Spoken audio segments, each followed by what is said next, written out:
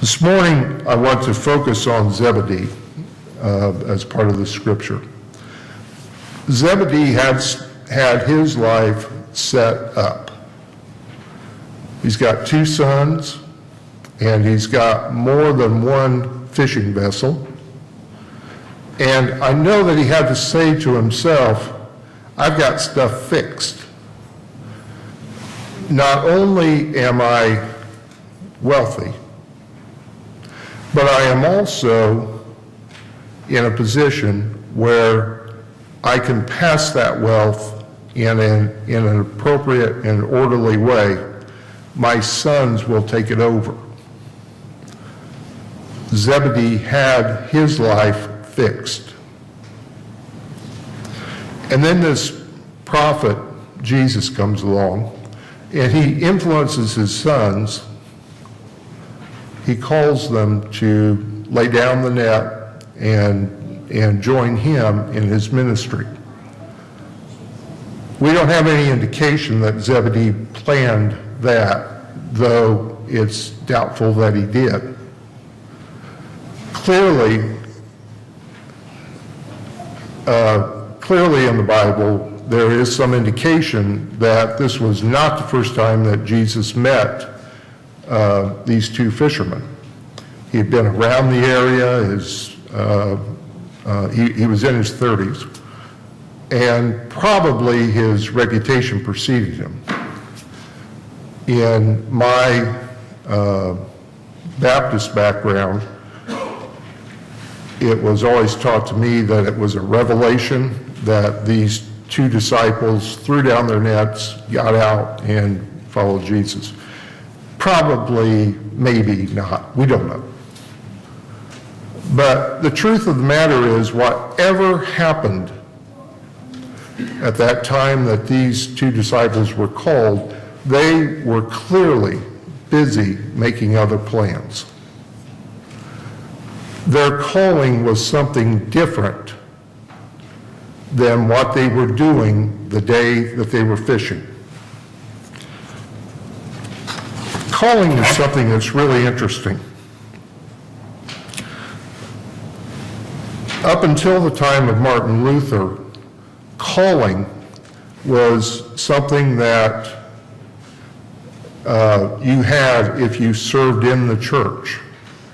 So, for instance, I might be called to be a pastor. But if I wasn't working in the church, I really didn't have a calling. Martin Luther said, wait a minute, anybody doing any work in their social caste is doing the work of their calling. So, for instance, my father was a factory worker. Had I been a laborer, had I chosen to be a laborer, Martin Luther would have said, I fulfilled my calling. I was called to be a laborer. That thought kind of pervaded Christian thought for a lot of years. But then John Calvin took that notion and stretched it. And John Calvin said, any work you do, anything you do, can be your calling. I think we're fortunate today that John Calvin looked to stretch that. I would have been a lousy factory worker.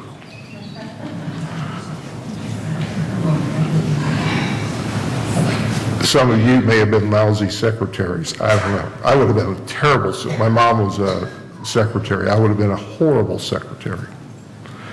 So Calvin says, look, anything that you do, if you are serving others, can be and is your calling.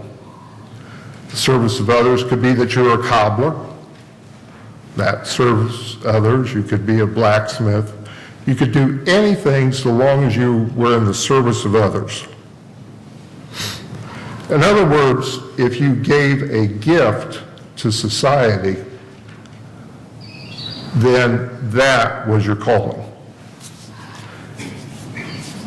Gift means something bestowed or acquired without any particular effort. Certainly in my life, I had no particular effort to use my gift.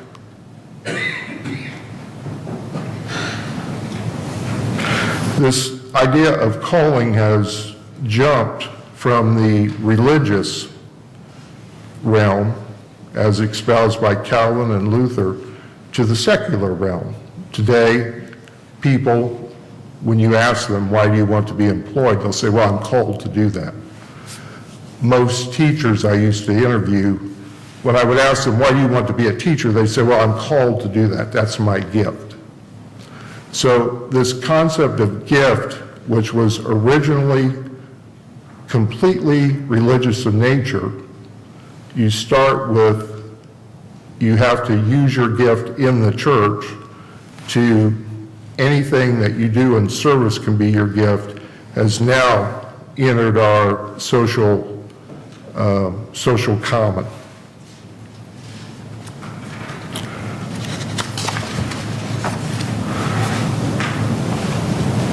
Zebedee, the name Zebedee means my gift, and I think that is so fascinating.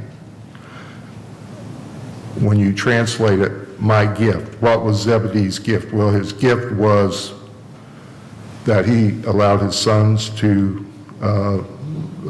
follow into discipleship. Now, it brings this whole thing to me. Since I've got the podium, I can talk about me. Back in 1974, I had a very clear path. I was 16 going on 17. I decided when I was 12 or 13, I was going to enter politics. I wanted to go to Washington. I wanted to run political campaigns. I wanted to make a difference. I had prayed about it and thought about it, and as weird as it sounds, I thought that is my gift. That is what I'm going to do.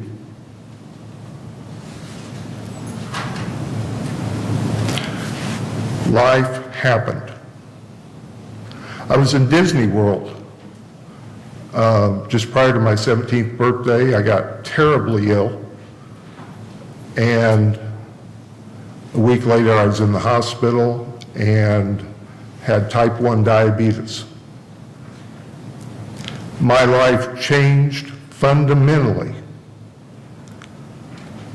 while I was making other plans. I had to decide how to recalibrate my gift, what I thought was my gift, so that I could still have meaning in the larger context.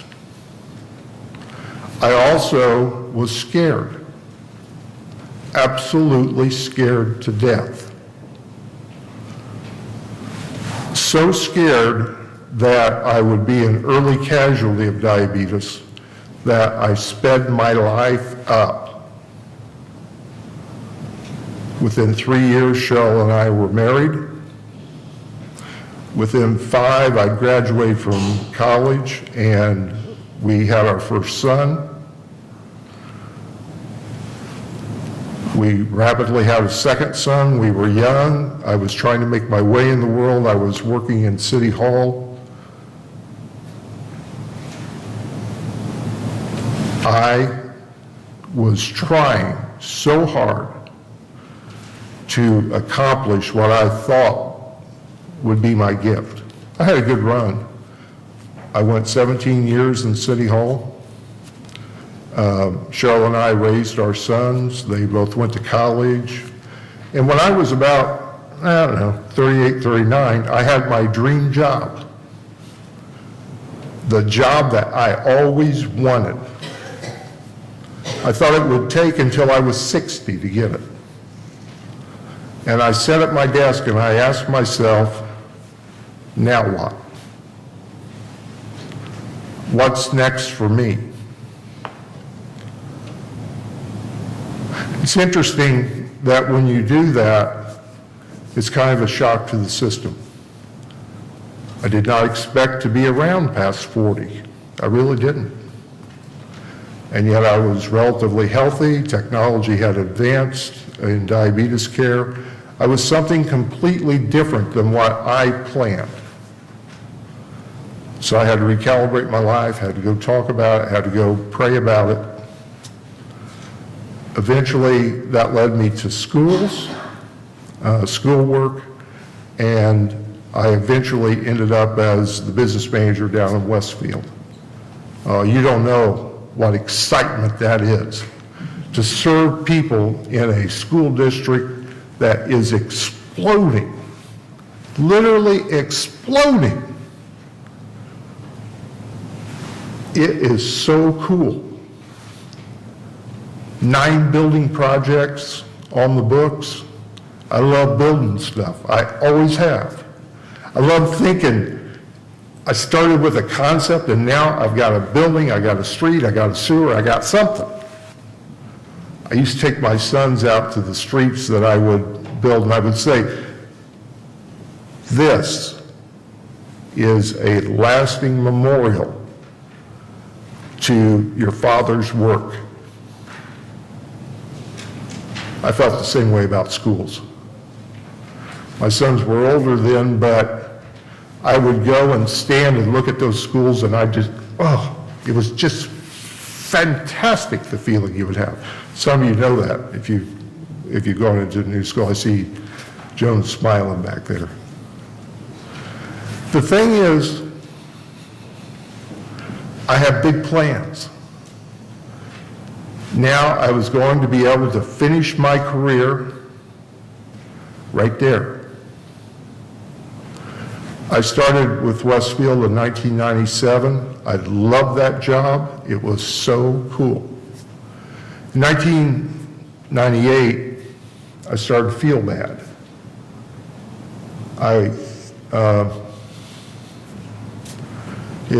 Things just did not feel right.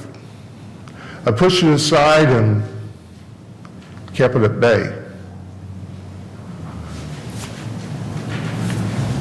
Finally, it got really tough, and I asked my doctor, I said, hey, I've got these pains and I can barely, I'm really having trouble walking around. Can you help me out? Hey, we'll do some blood work. And I didn't hear from the blood work. I waited 3 months. During that time, my oldest son bought a brand new Trans Am. Oh, it was a beautiful car. My wife calls it the Beast. It sounded big, it was big, it had this big engine. Oh, you just have no idea when when you see your son be able to do something like that when he's in college. Oh, it is so cool. He brought it home, and like any young guy, he wants to take people out for a ride. My wife went, my younger son went, I couldn't get in it. I could not force myself to sit in that car. I hurt so bad. Later that year, my younger son is looking for a college. If people know me, they know that I love Indiana University. I'm kind of vocal about it. So when he said, Dad, let's go down to IU and we'll take a look around, I was so excited.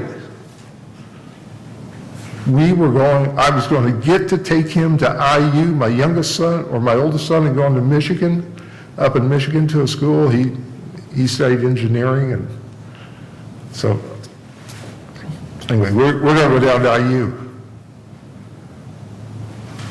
They form the tour, and the parents get to go on the tour, and I love Indiana University. I could not go on the tour. I was not physically able to go on the tour. So when I talked to my doctor and I said, something's wrong, I really meant something's wrong. He did the test. 3 months later, I see him and I say, what was that test about? He said, oh, yeah. He says, I want you to see a rheumatologist. Well, what's that got to do with anything? He said, I don't know. I said, yeah, you just go. My doctor's a great doctor. He doesn't panic, He's a terrific guy. He said, I want you to see this rheumatologist. So I make an appointment, and I go over and talk to him, and I say, I'm having trouble walking around. The rheumatologist looks at the test results. He said, son, I'm surprised that you are even walking, period.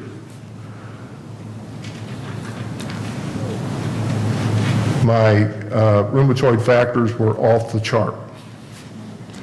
He said, I got news for you. I don't care what your plans are, you have rheumatoid arthritis. It was like a hit in the gut. It was terrible. That was 16 years ago. Various treatments, various tries. Things have worked, things have not worked. Some of you have seen me hobble around here on a cane and just barely able to make it some days. Other days, I'm like this, I'm fine. It's when the drugs are working. But I got to tell you something. I was busy making other plans. I had absolutely no concept that a second chronic disease was going to enter my life. I had one figured out. I didn't need another. That's just the way it works.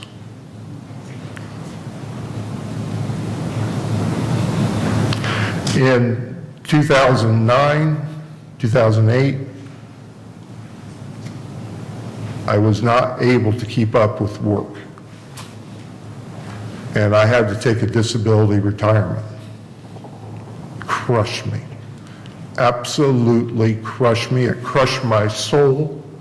It still hurts to think that I'm not doing what I want to do. It crushed my soul. God provided a way for me to continue to live. He gave me a gift of being able to continue in education. I got my doctorate in 2012 for no particular reason except for me, because I've always wanted one. And it was an online doctorate out of a university in Florida.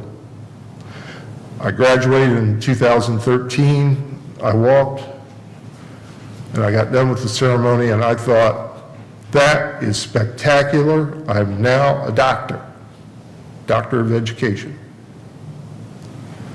And once again, I faced a truth. What was I going to do with my life? The physical limitations were not going to allow me to go back to work. But surely God had something. Surely there's something that I can do.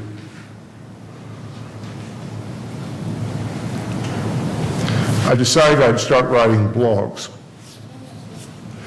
Today I've written a few over 350 blogs about my life with diabetes and rheumatoid arthritis. Today I run a website that could use more traffic. But I'm involved in the online diabetes community and the online rheumatoid arthritis community, and I'm able to tell my story, but also comfort people who, like me, in particular when they find out that they have rheumatoid arthritis, who say, my life is over. And I try to tell them, when they contact me, I try to tell them, your life's not over. There are things that God wants you to do. I know you were busy making other plans, so was I. I'm telling you, there is life beyond. It's not going to be the same life. It's going to be a different life. But there is life beyond. And that's my message today. I'm telling you, when God intervenes in your life, she used disease, chronic ailments, to get the 2-4 out and hit me across the head. It does not have to be chronic illness, but I'm telling you, it will be something. And when God intervenes in your life, there is something beyond.